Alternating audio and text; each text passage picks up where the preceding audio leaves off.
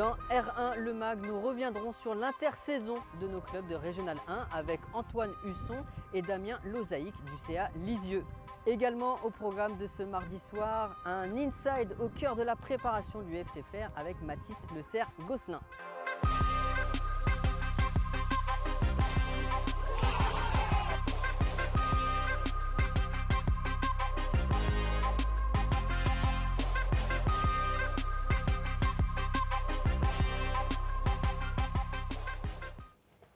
Bonsoir à toutes et à tous, bienvenue dans cette nouvelle saison de R1 Le Mag, épisode 1. Nous sommes en direct ce soir du Clubhouse du CA Lisieux pour m'accompagner, Mathieu Billot. Comme la saison dernière, on ne change pas une équipe qui gagne, Mathieu. On n'a pas trouvé mieux surtout. On n'a pas trouvé mieux, on va pas se Du coup, mentir. on se contente de ce qu'on a. Voilà, bon. C'est comme ça, c'est la vie. Hein, T'as passé un bon été? magnifique. Magnifique, les mercatos, le padel, Ouais, tout ça. les Voilà. cocktails. Voilà, bah, ça a plus été mercato que cocktail. Mais bon, après, Pour nous accompagner ce soir, Mathieu, on a la présence de Antoine Husson, coach du CA Lisieux. Antoine, comment ça va? Bonjour, oui, c'est très bien. Très bien. L'été, pareil, c'est bien passé. Super. Pas trop de remous cet été? Non, ça a été plutôt calme. Plutôt Ouais, calme, ouais. parfait. Et à vos côtés, Damien Lozaïc, capitaine emblématique du CA Lisieux. C'est ça, Comment bonsoir. ça va? Bonsoir à tous, ça va très bien. Une Merci. nouvelle saison encore bien riche, Mathieu, nous attend, avec toujours des insides, toujours des top buts, toujours des nouvelles rubriques. On en ouais, qu'on découvrira découvrira une, au fur et à voilà, mesure de l'émission et au fur et à mesure des émissions des émissions. qui seront à venir. Et un petit mot tout de suite, déjà on va se projeter déjà vers la À la fin de saison. On Voilà. veut déjà revenir à l'été d'après. C'est ça, il y avait les trophées. Non, c'est pas toi qui as été élu meilleur entraîneur C'est la pas semaine moi. dernière. Ah, Je suis mince, désolé. J'ai tout donné. Pour toi. C'est Football Khalid- manager, j'ai quand même une petite carrière. C'est Khalidou du bout de Coquereville qui a été élu notamment dans le groupe B. Mais il y aura des voilà. Il y aura les trophées du Il y aura R1. les trophées. On vous en reparlera également au cours de la saison parce qu'il y aura les meilleurs entraîneurs, les meilleurs joueurs, les plus beaux buts, etc. Mais aussi les plus beaux maillots, les actions de com, tout ça. Donc voilà, on en reparlera un petit peu au cours de la saison. Voilà, et puis on pourra déjà peut-être mettre dans la sélection des plus beaux maillots celui-là l'historique maillot du CA Lisieux. Exactement. Voilà. Donc si notamment les clubs qui regardent l'émission veulent déjà peut-être envoyer leurs exemplaires de maillots pour postuler, qu'ils n'hésitent pas. Exactement. Et on commence par peut-être un rappel des deux groupes de cette. Ouais, parce qu'il y Régional 1. il y a pas mal de nouveautés sur ce championnat de Régional 1, messieurs, avec des poules qui sont non géographiques. Bon, vous me direz, vous à Lisieux, que vous alliez à On est- l'ouest ou à l'est, Exactement. ça vous change pas grand-chose. Non. On est au centre de la Normandie. C'est exactement Donc ça. Côté pratique. vous êtes Il n'y tranquille. avait aucun souci là-dessus. Ouais. Toujours est-il que vous avez été tiré au sort dans le groupe A, Le groupe A, on retrouve Granville. la réserve. La réserve de Granville. Alors, beaucoup de clubs cannés ou périphériques de Caen avec la MOS, les PTT, l'AG Caen, Hérouville. On retrouve donc l'US Mésidon, donc le voisin, le CA Lisieux, bon, on l'a dit forcément. Pas mal de clubs de la banlieue rouennaise également, avec QRM et Grand Quevilly, le FC Rouen, la réserve du FC Rouen. la QRM réserve- aussi également, c'est la réserve. La réserve de QRM. On retrouve également Passy-Mény et l'US Luneray. Voilà, et on va donc donner la composition du groupe B. On retrouve 3 clubs de la Manche, avec l'AS Cherbourg, le FC Saint-Lô, la réserve de l'US Avranches. Dans le Calvados, nous aurons le Bayeux FC et l'USO Mondeville. Dans l'Orne, le FC Flair. La réserve du nouveau club, l'AS Trouville-Deauville-Villers. 2 clubs de l'agglomération avraise, avec la réserve du HAC et l'ESM Gonfreville. Yvetot également, Seine-Maritime, et 2 représentants de l'Eure, l'Évreux FC et Saint-Marcel. Donc on rappelle que c'est la première année du coup que les poules donc, sont non géographiques. Elles ont été tirées au sort en fin de saison dernière de manière aléatoire. Il y avait un quota de clubs relégués, promus, comme le CA Lisieux, ou les clubs qui étaient déjà présents la saison dernière en R1. Un petit mot, coach, qu'est-ce que vous pensez de votre groupe dans lequel vous avez été du coup reversé? Alors déjà, je trouve que c'est un groupe relevé, mais tout comme l'autre groupe. Hein, ce sont, je trouve, 2 groupes très relevés. Et on a l'impression que chaque saison, la R1 évolue toujours par le haut, quoi. Et ça va continuer comme ça. Donc c'est intéressant pour les joueurs qui vont être confrontés à quasiment que des belles équipes. Il y a eu beaucoup de descentes aussi de N3 la saison passée. C'est ça aussi qui a relevé peut-être le niveau. Qui relève effectivement le niveau, notamment dans votre groupe. Il y aura l'AGCAN qu'on peut peut-être présenter comme un candidat éventuellement à l'accession. On rappelle, nouveauté cette saison, une montée par groupe. Plus de barrage. Fini le barrage. Fini le barrage. On joue plus tous sur un match. Je pense que tout le monde sera content. Damien, c'est bien de tous sur un match. C'est clair que pour les joueurs, c'était horrible, quoi. Et donc, au niveau des descentes, il y en aura à minima 2 par groupe. Et après, forcément, ça dépendra du nombre de descentes de N3. On souhaite, dans l'intérêt du football normand, qu'il n'y en ait pas. Exactement. Mais ça, on en reparlera dans quelques temps. Juste un petit mot quand même, Damien. Dans votre poule, il y a la présence de Misilon, une belle équipe surprise la saison dernière. C'est un petit peu, pour vous, c'est un petit peu votre derby du coup cette saison-là. Oui, complètement. Hein. C'est le derby du Pays d'Auge, j'ai envie de dire. 2 clubs qui se connaissent bien, parce que beaucoup d'anciens joueurs du Ciel-Lisieux sont arrivés à Mésidon.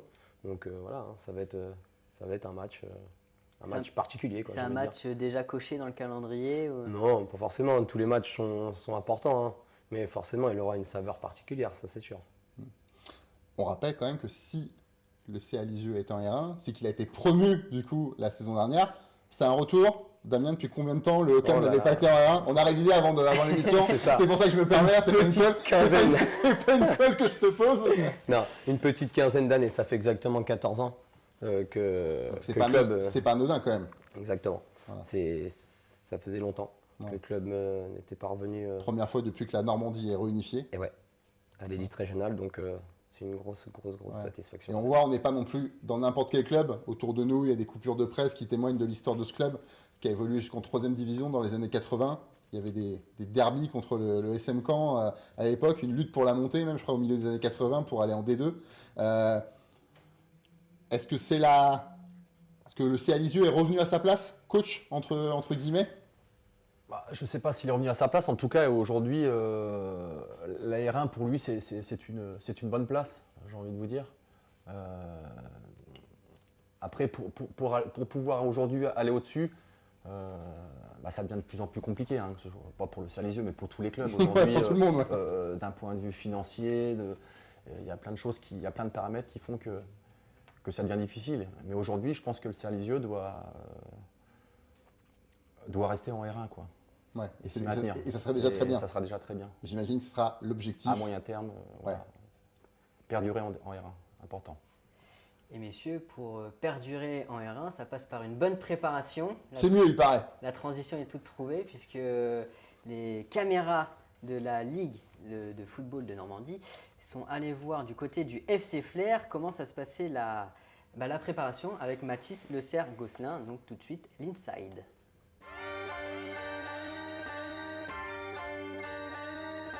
Bienvenue au FC Flair. Allez, je vous emmène sur une séance de prépa.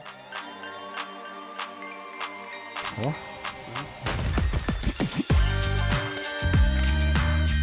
Donc, on a repris depuis le 21 juillet. Ça se passe bien. On a fait quelques matchs amicaux. Les résultats s'améliorent. On est sur un nouveau groupe avec un nouveau staff. On apprend à se connaître. On a eu un stage de cohésion qui a permis de bien apprendre à vivre tous ensemble. Et on avance tranquillement sur les dernières semaines de prépa pour arriver premier week-end de septembre sur la première journée de championnat qui donnera la vérité de valider ou pas la prépa et notre début de saison. Ils connaissent le jardinier du stade quand même. Viens, là il y a mon acolyte, défense centrale. Là c'est le binôme, capitaine et tout, oh là là. 3, 2, 1.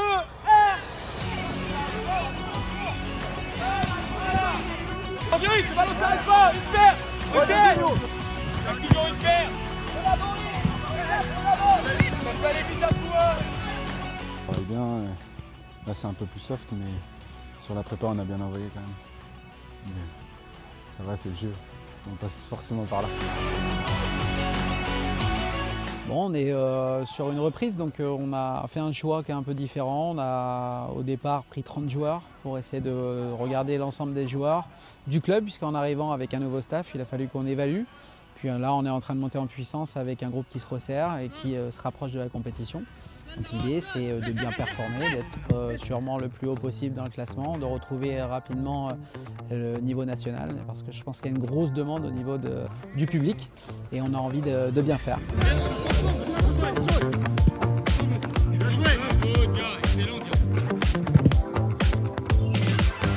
Comme tu vois, le terrain il est en travaux, ils refont toute la piste, tout le pourtour et tout le terrain en herbe. Après on va avoir un complexe parfait, en plus du synthé et tous nos terrains herbes. Ça va être vraiment le top pour travailler. Première journée, on se déplace à Gonfreville.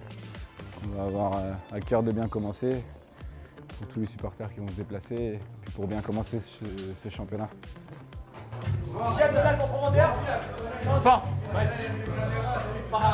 Au-dessus.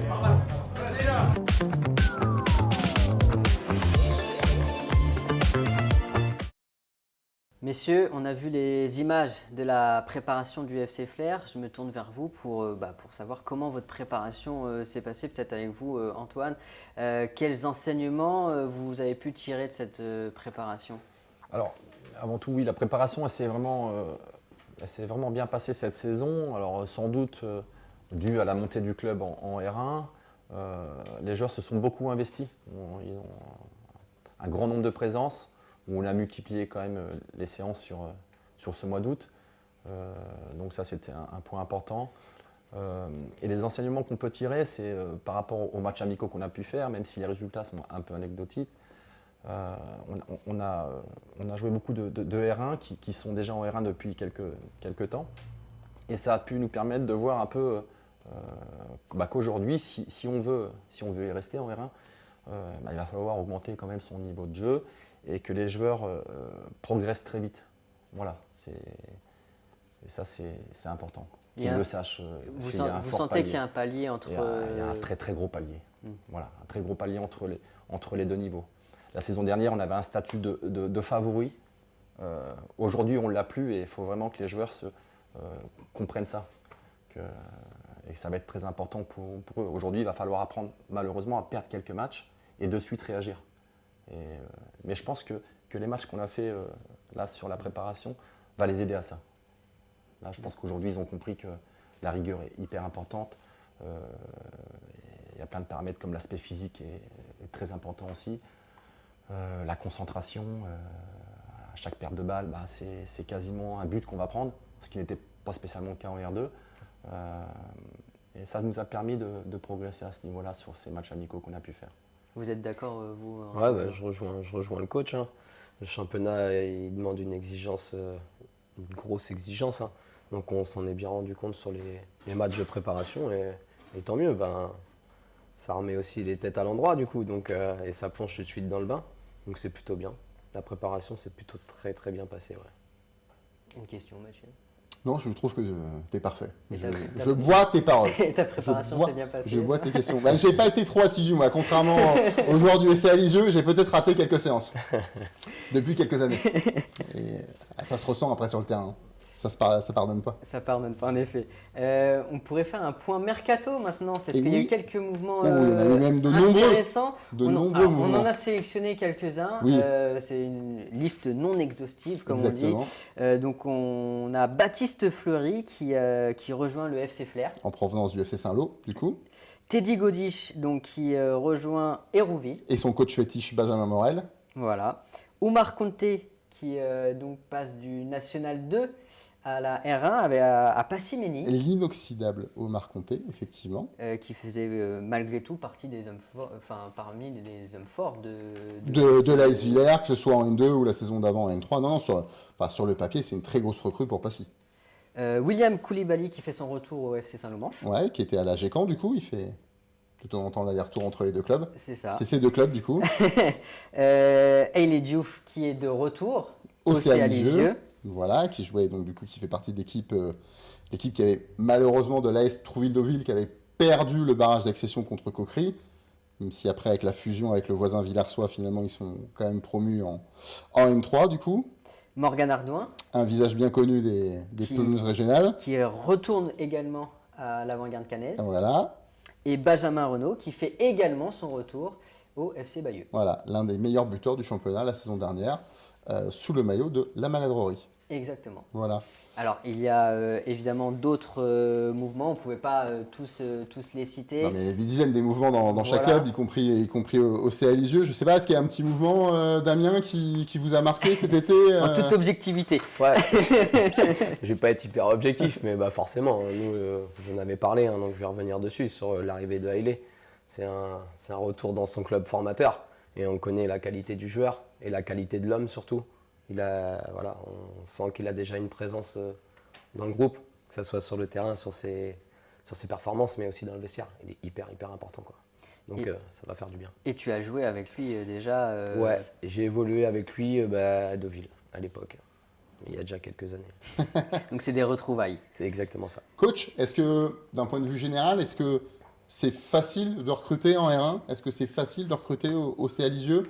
Ou là aussi, c'est compliqué ? Alors j'ai envie de dire que c'est toujours plus facile de recruter en R1 qu'en R2, c'est sûr. Maintenant, nous, on a un club où depuis 5 ans, on a très peu de mouvements, hein, que ce soit au niveau des départs ou au niveau des arrivées. Alors c'est aussi une chance, ça veut dire qu'aujourd'hui, on a un groupe de joueurs qui se connaît par cœur.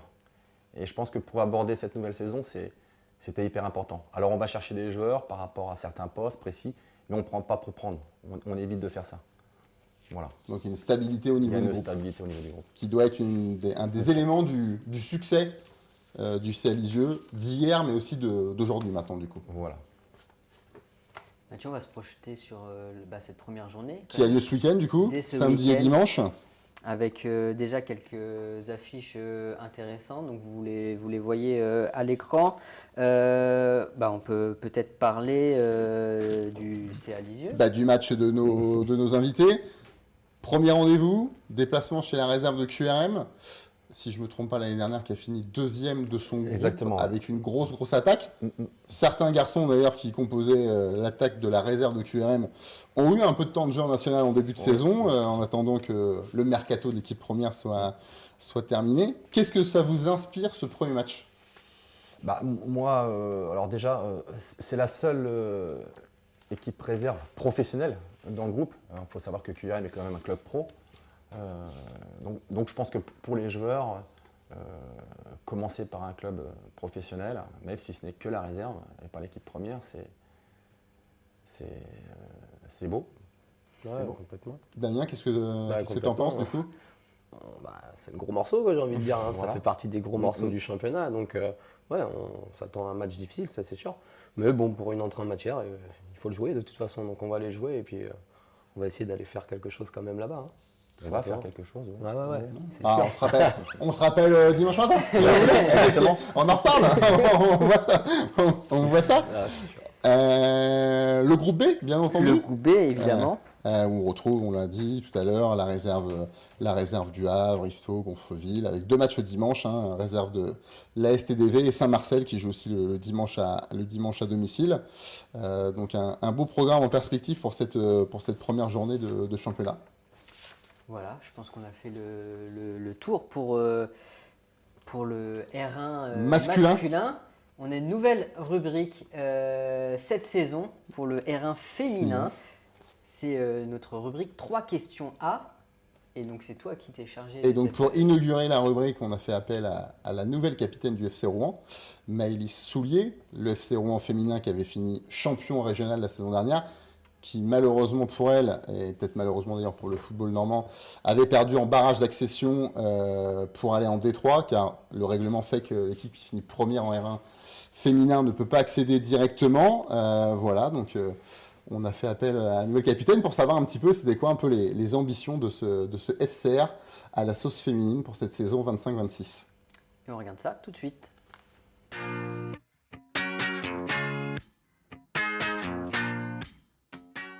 Quand on commence une nouvelle saison, il n'y a pas le choix. Il faut aller de l'avant. Bon, après, on va pas se cacher que c'est encore dans nos têtes. Moi, personnellement, c'est encore dans ma tête. Mais je pense que c'est plus du positif que du négatif. Je pense que c'est digéré. On passe à autre chose et on démarre une nouvelle saison. Et il y a un peu cet esprit de revanche. Donc, pas envers Châtenois spécialement, mais même envers nous-mêmes.